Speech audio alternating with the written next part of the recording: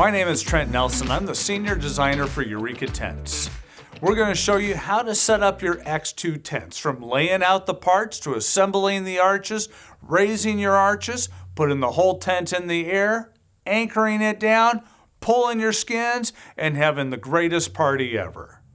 We're going to start by looking at the individual pieces. I like to get everything laid out, so I make sure I got all the right parts so I don't get partway through and have to grab more stuff out of the truck. We're going to be putting up a 40 wide X2 today, and the rafters, the pole that goes from the intermediate up to the crown, can come in two different forms. One, like this, where it's got an extension at the bottom. That way, if you want to use your 19'4", this 19'4" blue here, you can use it for other items. You can see this tent, it's already been used quite a bit. Some people like to use bolts because they're never going to use this for anything besides their 40-foot X2 because it goes out into the field so much, so they bolt it together so they can't lose any pieces. When you receive your shipment, you're going to have a lot of poles, and you might be wondering, how do I tell the difference between all these poles? We did the hard work for you. There's no measuring needed. They're all color-coded. Your legs, if you've got an 8-foot eave height, they're 7 foot 8 inches long, but all you need to know is they're black. And your X2 40 wide, your rafters, they're purple, they're 1911. We do the hard work for you. You can see on these are the 19'4s, the same thing we're using on this side. We try and use a lot of the same pieces. These are blue, and these are going to be being used on the eaves of the gable. And you'll see that in just a few minutes when all of the parts get laid out. We've got standard 2-inch 14'4s. So if you've got inventory of 2-inch West Coast style frames, you can use a lot of those same pieces for your X2 tents. In your X2, you're going to have a couple different types of fittings. And like I said, this tent has been well loved. It's been used, it's been out in the field quite a bit, making this rental company money. These are the gables. And as you're looking at the fittings, notice a few things. See this large gusset? It's quite thick on both sides. That gives us a lot of strength. It's also closed at the end, so there's no chance of any deformation. We supply all of our brackets with D-shackles, so that way you can attach to this your ratchet to hold the tent down. So that was a corner gable fitting we were just looking at. And this is your intermediate. You can see I also put on the exact same thick gussets here at the bottom and the top. The gussets with the holes, this is where your cable's attached to keep your frame square. We'll talk about that a little bit more later on also. But you can see nice thick metal everywhere, and that's because Eureka sells quality. When Eureka sells it to you, it's gonna last. As you put up any frame tent, it's always wise to use a jack. All of Eureka's jacks come with a tripod bottom and a self-stopping winch. It's important you use one for every bracket, so that way the tent is going up in the safest way possible. When you receive your crown, it's going to come in multiple pieces. You'll have the form crown, the saddle, crown inserts on both sides, and all the nuts and bolts you need to put it together. We do use nylock nuts, so that way you only have to put it together once, and there's no way for it to vibrate loose. When you assemble your crowns, I like to start by putting the saddle over the form crown, inserting the bolts and tightening them on this side. Then I put the crown insert at the bottom, and pay attention because the two holes are different sizes. As you install a crown insert, notice that there's a small hole and a large hole. The small hole goes into the crown, and it may take some effort to put that bolt through, but we do this on purpose. That way it keeps the insert aligned with the crown and makes it easier to pull your skins through. We do have one eye nut here in the bottom. This eye bolt will be used for your spreader cables. The short cable will attach to this. Now this is the center crown, and you'll have different types.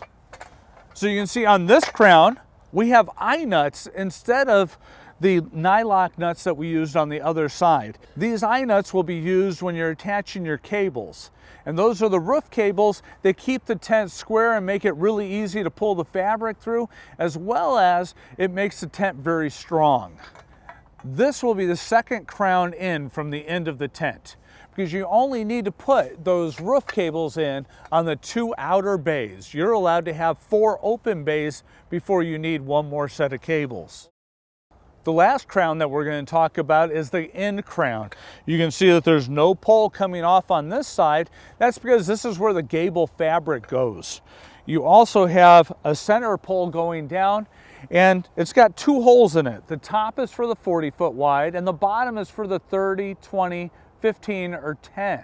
We went with 2 different holes, so that way you could use standard poles that you probably already have in your inventory. The rest of this goes together just like the other 2 crowns. You've got your eye nuts for the cables, and you've got your regular bolts with the nylock nuts, so this never comes out. On the 30 and the 40-foot X2, we've got 2 different types of cables that are used. You've got a spreader cable that goes from intermediate to intermediate with a short cable going up to the crown. You also have cross cables. Those go from the crown down to the intermediate, and those keep the frame square. We're going to talk more about that later on, how to tension the turnbuckles to make sure the fabric is super easy to put in. On all of our cables, we color code them to make it easier for you to inventory them and make sure you get the right cables out on the job site. If you've got a lot of different frame tents or a lot of different size X2s, this will be really important for you. Once we start putting the tent up, I'll show you exactly where these go.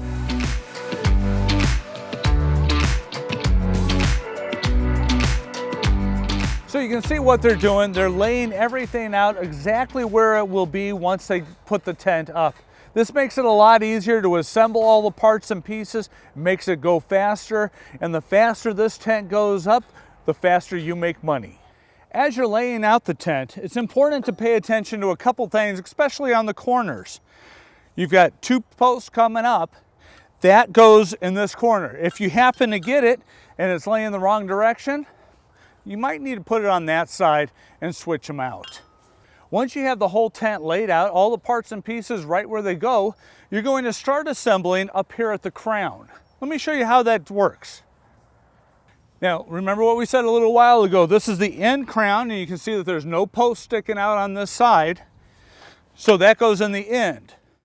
Once you've got the right gable in the right place, then you're going to grab the rafter and slide it up and over.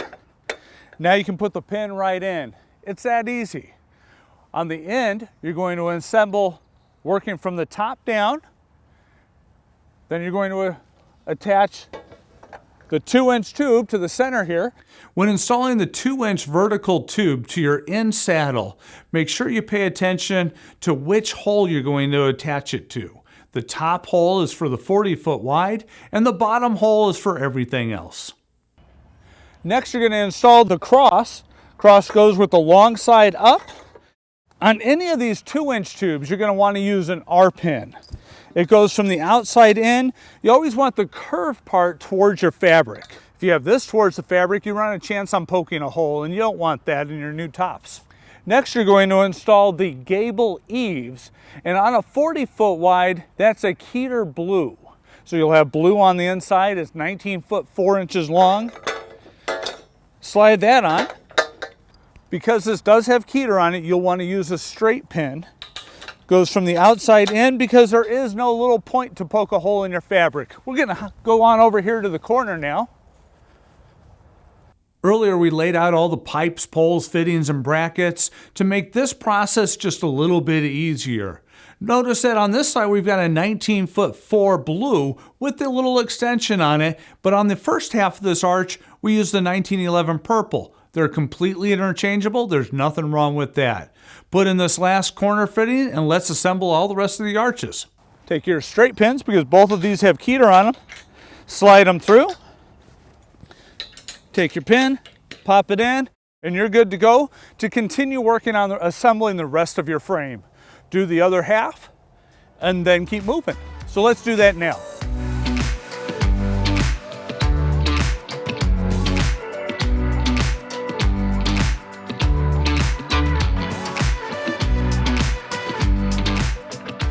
Now that we've got the end arch, we're going to put the rest of the arches together, and they go in much the same way with one difference.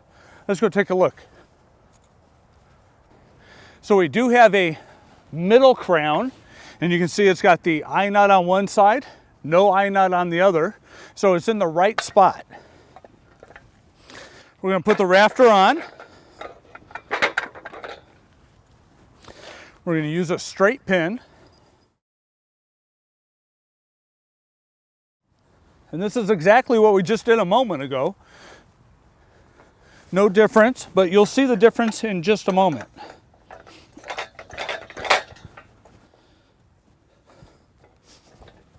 Just the same as the last one, right? But we don't have that pole going down, but we do have an eye bolt, and we're going to attach a cable to that in just a moment.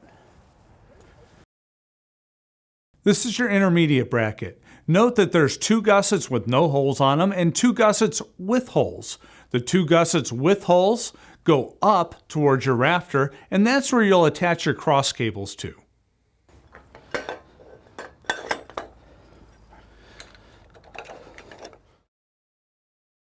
We're going to do the same thing on the other side, but first we're going to grab one of these cables.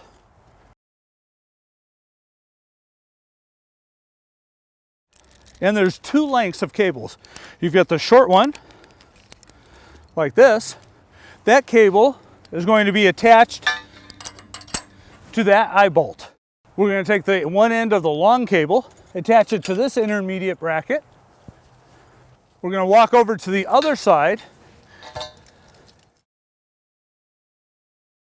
We're going to insert the intermediate fitting just like we did over there. So we're going to take this intermediate fitting, slide it in, and remember this has a Keder on it, so we're going to use a straight pin. Insert it. You take the other end of that long cable. We'll attach it, and you can see how the turnbuckle is fully open. For the spreader cables, that's exactly what you want. I'm going to walk over to the center of the arch again, where both of those cables come together. And you might go, hey, it doesn't fit, there's something wrong. There really isn't. The frame's very flexible at this point. Now it fits. The next step is doing the exact same thing we just did on all the rest of the arches. So I'm going to grab the rest of the team, have them come in and do all the hard work.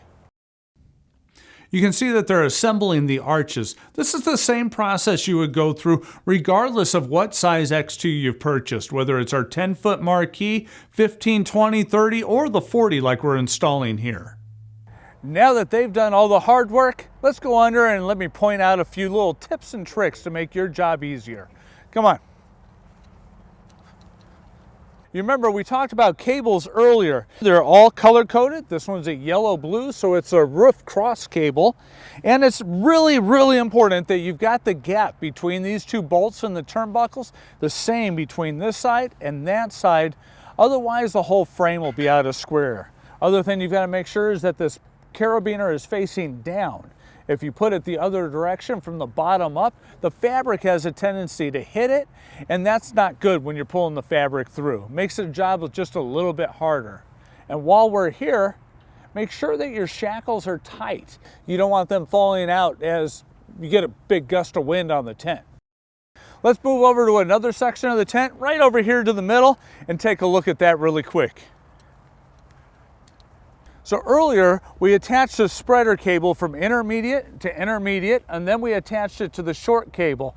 What this does is as you tension the tent out, it gives the wind guys something to fight against, so that way you don't pull the legs out and the top of the tent down. Just like at the corner with the carabiners facing down, it's really important you do that up here on the crowns. If you don't, you happen to have made a mistake and put it together from the bottom up instead of the top down, stop everything, go back, fix it. You'll thank yourself later when that fabric slides through like butter. Anytime you're installing a frame tent, it's important to use jacks. Eureka recommends 1 jack per bracket on one side of the tent. As you raise the tent up, once the tent is off the ground, the person on that jack cannot leave it. If they do, it becomes unsafe. Once the frame is sufficiently raised in the air so you can insert the leg underneath it, have a separate person come around and set in each leg, pin it, and then lower the frame down. Once you've completed this task on one side of the frame, repeat the process on the opposite side.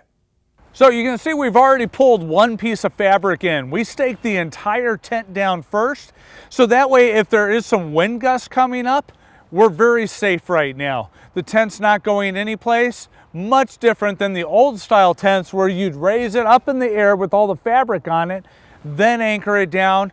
And you know what happens when a gust of wind comes up on those days? You've got a cartwheel that you're chasing.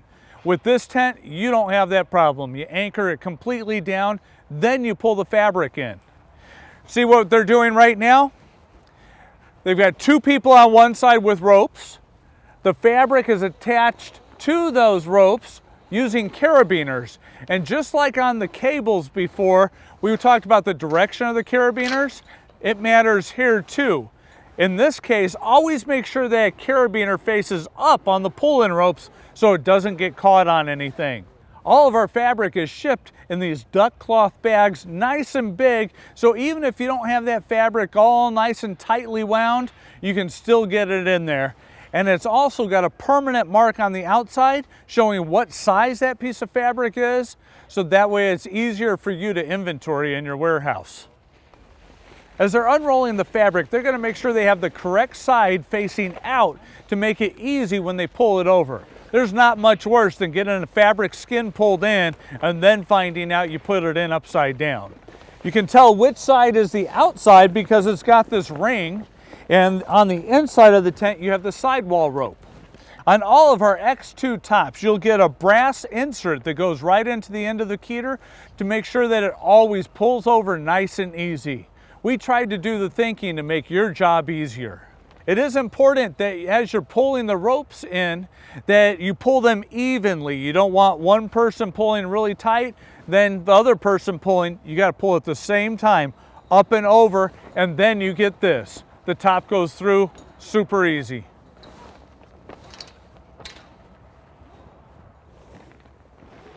Now that all of the mids are in, it's time to tension your tent. The last step before it's done. Take your web, 2 rings, 1 on each side. Put the small ring through the big ring, back through the other side. This way, when you tension down, it'll pull these 2 rings close together, and that tensions the middle of the mid. Just like that. Find the ring that's attached to the web, not attached to the ratchet. Put it through the bottom hole on the base plate. Stand up, keep tension on it so it doesn't fall out. Take the ratchet, put it through the 2 rings. After you've inserted the web with the 2 small rings through the 2 larger rings on the corners of the mids, use one of the supplied ratchets to go from that down to the base plate. Tension it lightly right now. Once they're all on, go back, and then you'll really crank them down till the 2 rings are almost touching. Repeat this process on all of the legs, and then once you're finished with all of them, go ahead and just crank that ratchet down and tighten it up nice and tight. Then the fabric will be ready for whatever the world brings at it. So that's it, your Eureka X2 frame system, all up in the air, ready for the party, ready to make you money. It was that easy. What you've just seen is how to install your X2 frame, from laying out all the parts, assembling your arches, putting the frame together, raising the frame, anchoring the frame down before you put the skins in, to having a beautiful tent ready for your event. For all your tent and shelter needs, remember, above all, Eureka makes it special.